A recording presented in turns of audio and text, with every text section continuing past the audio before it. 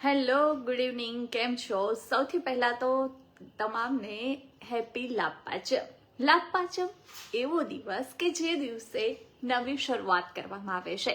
એવો દિવસ કે જે દિવસે તમે કંઈ પણ કરો કામ તો તેમાં કોઈ મુહૂર્ત નથી જોવું પડતું.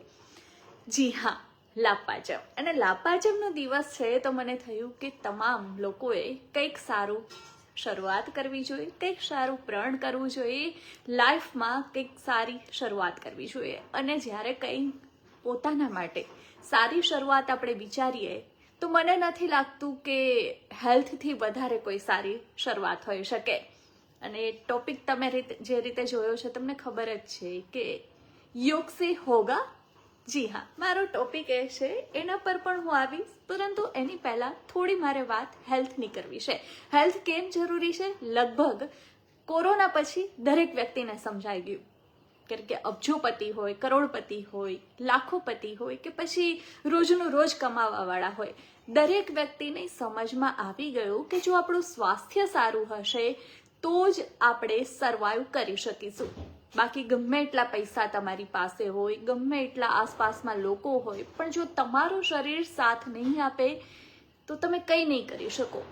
ભલે ને તમારા વિચારો ખૂબ સારા હોય, તમે ખૂબ એક્ટિવ હોય, તમારે પાસે એટલું બધું સંસાધનો હોય કે જેના થકી તમે ઈચ્છો એ મેળવી શકો, પરંતુ જો સ્વાસ્થ્ય સારું નહીં હોય, આપણું શરીર સ્વસ્થ નહીં હોય તો બાકી બધું નકામું છે, ખરું ને?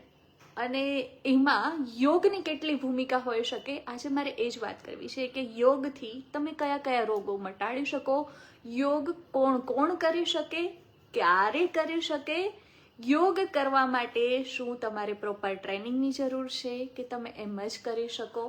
આ તમામ સવાલ છે, એના જવાબ હું આપને આપવાનો પ્રયાસ કરીશ. મારો પ્રયત્ન એ જ છે કે દરેક વ્યક્તિ સ્વસ્થ રહે, કારણ કે આપણે જો સ્વસ્થ રહીશું તો લગભગ 70% જેટલા ખુશ રહેવાના આપણી પાસે કારણો આવી ગયા. બાકીના 30% છે એ ભૌતિક કારણો હોય કે માનસિક કારણો હોય, એ બાકી બધા હશે. પણ હા, એ નક્કી છે કે જો તમે સ્વસ્થ હશો તો તમારું માનસિક સ્વાસ્થ્ય પણ ખૂબ સારું હશે, અને એટલા માટે તમે ઈચ્છશો તો તમે ખુશ ચોક્કસથી રહી શકશો. યોગ ઉપર આપણે આવી જઈએ. યોગ અત્યારે ચર્ચા ખૂબ થઈ રહી છે, પણ મેઇન એ છે કે એને લઈને લોકોના મગજમાં મિસકન્સેપ્શન પણ બહુ વધારે છે, ગેરસમજ પણ બહુ બધી છે.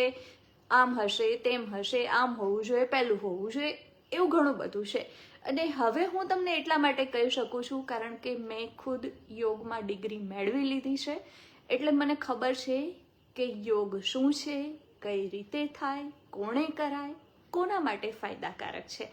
ના માત્ર યોગ, મેં ફેસ યોગામાં પણ એ જ રીતે ડિગ્રી મેળવી લીધી છે. એના વિશે પણ હું તમને આગળ કહીશ કે યોગના પણ ઘણા બધા પ્રકાર છે ને આપણે યોગા કરીએ છીએ, પણ આપણને ખબર જ નથી કે જે એમાંથી ફિઝિકલ યોગા એટલે કે આસન છે એ તો યોગના જે 8 ક્રમ છે એમાંથી એક માત્ર છે. પણ થેન્ક્સ ટુ બાબા રામદેવ કે એમણે યોગને ઘર ઘર સુધી જાણીતું બનાવ્યું, અને એના પછી હવે લોકોને અવેરનેસ આવી છે. બાકી આપણામાં એવું કહેવાય છે કે સૌથી પહેલાં ભગવાન શિવે હઠ યોગનું જ્ઞાન આપ્યું હતું, અને ત્યાર પછી ધીરે ધીરે યોગ આવતા ગયા. પછી મહર્ષિ ઋષિ પતંજલિ હોય, એમણે પણ યોગને ઘણું ફેલાવ્યા, અને એમના જે શિષ્યો હતા એ ધીરે ધીરે વિદેશોમાં જઈને ત્યાં યોગનું જ્ઞાન આપ્યું. અને બહુ દુઃખની વાત, મને તો ખૂબ જ દુઃખ થાય એ સાંભળીને, એ જોઈને કે યોગ છે એની અવેરનેસ આપણામાં આવી, આ જનરેશનમાં આવી, તો એની પાછળનું કારણ છે વિદેશ. કારણ કે આપણે ફોરેનના લોકોને યોગ કરતા જોયા, યોગ વિશે વાત કરતા સાંભળ્યા, અને ત્યાર પછી આપણને ધીરે ધીરે ખબર પડી. અને એ પણ બાબા રામદેવને કારણે, કારણ કે એમણે લાખો શિબિર કરી અને ઘર ઘર સુધી યોગને પહોંચાડ્યા. હવે મૂળ મુદ્દા ઉપર આવી જઈએ કે યોગ ક્યારે કરવા, શું કરવું, એ બધું. યોગ એટલે કે તમે જે ફિઝિકલ એક્ટિવિટી, આસન, એ એવી વસ્તુ છે કે દરેક વ્યક્તિ કરી શકે, નાના બાળકથી લઈને વડીલો સુધી. હા, બધાના સ્ટેજ અલગ અલગ હોઈ શકે, બિગનર લેવલ છે, એડવાન્સ લેવલ છે, એવું ચોક્કસથી હોઈ શકે. એ જ રીતે યોગના પણ ઘણા બધા પ્રકાર છે. હઠ યોગ છે, અષ્ટાંગ યોગ છે, વિન્યાસ યોગ છે, હઠ યોગ છે એ તમને માનસિક અને શારીરિક મજબૂતી આપે છે, એક સ્ટેબિલિટી આપે છે. અષ્ટાંગ યોગ છે એ વધારે પડતા એક્ટિવ હોય છે, જ્યારે વિન્યાસ યોગ છે એ તમે ડાન્સના ફોર્મમાં છે એવું પણ કહી શકો. વિદેશમાં એક નવું ચલણ પણ છે પાવર યોગા. પાવર યોગા એટલે શું કે બે આસન છે એને મિક્સ કરીને વધારે એક્ટિવલી કરવાની એક પ્રક્રિયા હોય છે, એટલે પાવર યોગા થઈ જાય છે. એટલે આ અલગ અલગ આપણે નામ ઘણા બધા આપીએ છીએ, પણ બેઝિકલી બેઝમાં જોઈએ તો લગભગ એક જ છે. તમને ખબર છે યોગથી તમે કેન્સર સુધીની બીમારીઓને ક્યોર કરી શકો છો. યોગ છે એ તમારા દરેક ઓર્ગન પર કામ કરે છે, અને યોગ છે એ જો તમે રેગ્યુલર, એટલે હું ખાલી યોગ મીન્સ અત્યારે આસન પ્રાણાયામની જ વાત કરી રહી છું, કારણ કે બાકી બધું તો હજુ આપણાથી ઘણું દૂર છે. સમાધિ સુધી પહોંચવામાં તો કદાચ બહુ સમય લાગે. એટલે આસન અને પ્રાણાયામ, મેડિટેશન, એની આજે વાત કરીએ તો સૌથી પહેલા દરેક કરી શકે, નાના બાળકોથી માંડીને વડીલો સુધી દરેક એજ ગ્રુપમાં. બીમાર વ્યક્તિ પણ કરી શકે, એમના માટે પણ બહુ સારું છે. હા, પરંતુ જો તમને કોઈ બીમારી છે અથવા તમે કોઈ બીમારીને ક્યોર કરવા માટે યોગ કરવા ઈચ્છો છો, આસન કરવા ઈચ્છો છો, તો હું ચોક્કસથી એવું કહીશ કે કોઈ પ્રોપર ગાઈડ હોય કે જેમને યોગનો અભ્યાસ કર્યો હોય, જે તમને પ્રોપર શીખવી શકે, એમને ઓબ્ઝર્વેશનમાં કરજો. કારણ કે આસન જે આપણે અલગ અલગ કરતા હોઈએ છીએ, ઘણા બધા અત્યારે એવું છે કે સોશિયલ મીડિયા આવી ગયું, આપણા હાથમાં મોબાઈલ છે ને એના મદદથી આપણે પ્રયાસ કરીએ છીએ કે યુટ્યુબ પર જોઈ લઈએ કે ઇન્સ્ટામાં રીલ જોઈ લઈએ ને એમાંથી કરવા માંડ્યા. પણ જો તમે સ્વસ્થ છો તો તમે કરી શકો છો, પણ જો સ્વસ્થ નથી તો હું તમને એટલું ચોક્કસ કહીશ કે પ્રોપર ગાઈડન્સ સાથે કરજો. કારણ કે ફાયદા ગેરફાયદા બધું જ હોય છે ને, આપણે કદાચ સમજવામાં ભૂલ કરી બેસીએ અથવા તો જે પ્રોપર આપણું પોસ્ચર હોવું જોઈએ એ ના હોય ને એને કારણે શરીરને નુકસાન પણ થઈ શકે છે. બાકી જેમને થાઇરોઇડ છે, જે થાઇરોઇડ મટાડવા માંગે છે, હાઈ બીપી છે, લો બીપી રહેશે, શુગર કંટ્રોલ કરવા માંગે છે, વજન ઘટાડવા માંગે છે, વજન વધારવા માંગે છે, ડિપ્રેશનના શિકાર છે, એન્ઝાઇટી રહેશે, આ બધા જ લોકો યોગ કરી શકે છે અને તેનાથી ફાયદો જ થવાનો છે. યોગ તમે દિવસમાં અડધો કલાક કાઢો તો પણ વેલ એન્ડ ગુડ છે. 45 મિનિટ નીકળે તો ખૂબ જ સારું છે, કારણ કે આપણા દિવસની 45 મિનિટ આપણા માટે કાઢવાની ટેવ પાડવી જોઈએ. લાભ પાંચમનો દિવસ છે તો હું એવું કહીશ કે કમસે કમ 45 મિનિટ એવી રાખો કે જે તમે તમારા ખુદ માટે કાઢો, એટલે કે ફિઝિકલ એક્ટિવિટી કરો. તમે જરૂરી નથી તમે ચાલવા પણ જઈ શકો, દોડવા પણ જઈ શકો, પણ જે આસન, પ્રાણાયામ, મેડિટેશન છે તમે તમારા ઘરમાં બેસીને કરી શકો છો. એનાથી વધારે સારું શું જોઈએ ને? એટલો સમય જો આપણે આપણા માટે ના કાઢી શકતા હોય તો કાઢવાની શરૂઆત કરવી જોઈએ. બીજું કે ક્યારે કરવું, ઘણા બધા લોકોના મનમાં એ પ્રશ્ન હોય છે કે સવારમાં યોગ ના કરીએ તો પછી થોડી આખો દિવસ થાય. કેમ ના થાય?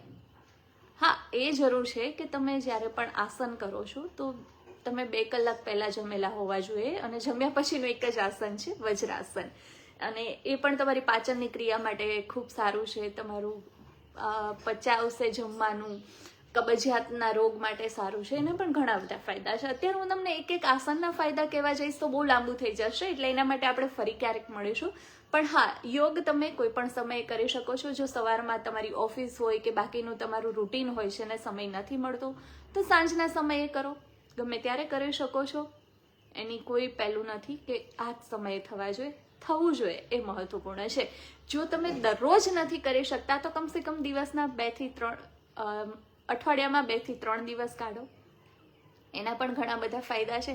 કંઈ નથી થઈ શકતું, તમારાથી કોઈ આસન નથી થઈ શકતા, કોઈ પોસ્ચર નથી થઈ શકતા, તો તમે પ્રાણાયામ કરી શકો છો. ભસ્ત્રિકા છે, અનુલોમ વિલોમ છે, નાડી શોધન છે, એ બધા અલગ અલગ જે પ્રાણાયામ છે એ કરી શકો છો. એ પણ નથી થતું, તમારે મગજની શાંતિ જોઈએ છે, ડિપ્રેશન હોય તો એને દૂર કરવું છે, કે આખો દિવસ આપણું મગજ બહુ એક્ટિવ હોય છે ને એને શાંત કરવા માટે, તો તમે મેડિટેશન કરી શકો છો. એટલે કે આંખ બંધ કરીને તમને જે પણ મ્યુઝિક ગમતું હોય એ લગાવી દો, ધ્યાન મુદ્રામાં આવી જાઓ, તો પણ તમને ઘણા ફાયદા થશે.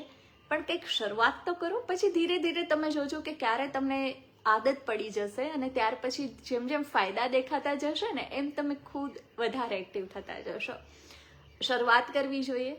મને તમે એ પણ કહો કે તમે યોગ વિશે તમારા મનમાં શું કન્ફ્યુઝન છે કે ઈચ્છો છો એના જવાબ હું તમને આપું તો મને કોમેન્ટમાં લખી દેજો.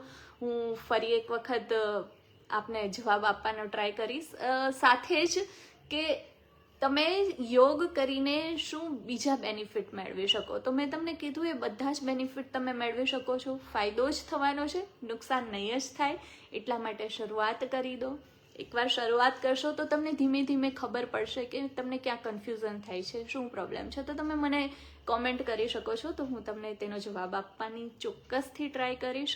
ફેસ યોગાની મેં તમને કીધું તો હું વાત કરીશ. તો ફેસ યોગા છે એ પણ ખૂબ જરૂરી છે, કારણ કે આપણે ફેસ જે આપણો ચહેરો છે એમાં 85 મસલ્સ આવેલા છે અને આ મસલ્સને એક્ટિવ કરવાનું, મજબૂત કરવાનું એ કામ ફેસ યોગા કરે છે. એટલે આખા બોડી ઉપર આપણે જે રીતે કામ કરતા હોય એ જ રીતે ચહેરા ઉપર કરવું જોઈએ.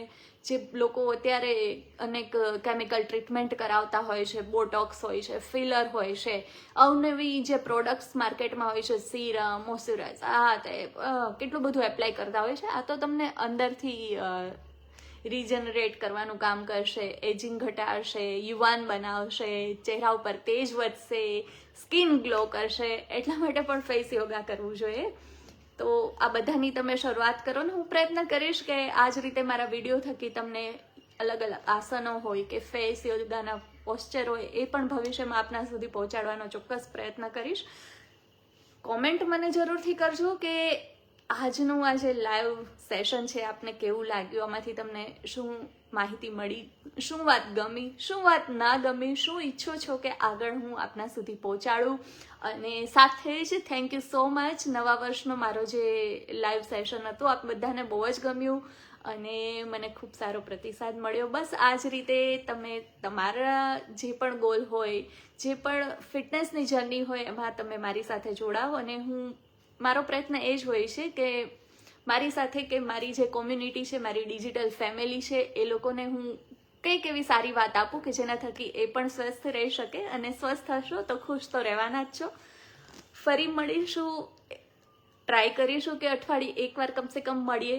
આપના મુદ્દાઓ કે આપના જે પણ પ્રશ્નો છે કે હાલની અત્યારે જે કંઈ સમસ્યા મને લાગે છે સ્વાસ્થ્યને લઈને, એને લઈને પણ હું માહિતી આપતી રહેવાનું કામ કરવાની છું. તો તમે જો ફેસબુક પર મારા પેજને હજુ સુધી ફોલો ના કર્યું હોય તો ફોલો કરી લેજો. ઇન્સ્ટાગ્રામ પર પણ મારું seema.jani.562 મારું પેજ છે, એના પર પણ હું તમને ટિપ્સ વગેરે આપું છું ને એમાં લાઈફસ્ટાઈલને લગતા પણ ઘણા બધા સારા વિડીયોઝ અપલોડ થતા હોય છે. તો એમાં પણ જોડાઈ જજો. ફેટ સે ફિટ તક વિથ સીમા મારી યુટ્યુબ ચેનલ છે, એને પણ તમે સબસ્ક્રાઈબ કરી લેજો. એમાં પણ હવે રેગ્યુલર વિડીયો આવવાના છે. જેવી રીતે લાભ પાચમથી હું પ્રયત્ન કરતી હોઉં છું કે ઇન્સ્ટાગ્રામ, ફેસબુક અને યુટ્યુબ ત્રણેય પર હું ઇન્ફોર્મેટિવ મારા વિડીયોઝ અપલોડ કરતી રહું. પણ સમહાવ મારે યુટ્યુબ ઉપર એટલું ધ્યાન નથી અપાતું. પણ હવે લાભ પાચમે મેં પણ નક્કી કર્યું છે કે યુટ્યુબ પર પણ હું વિડીયોઝ અપલોડ કરીશ. જે લોંગ વિડીયો હશે, ડિટેલ સાથેના વિડીયો હશે. એટલે બસ જોડાયેલા રહેજો, મળતા રહીશું. બાય.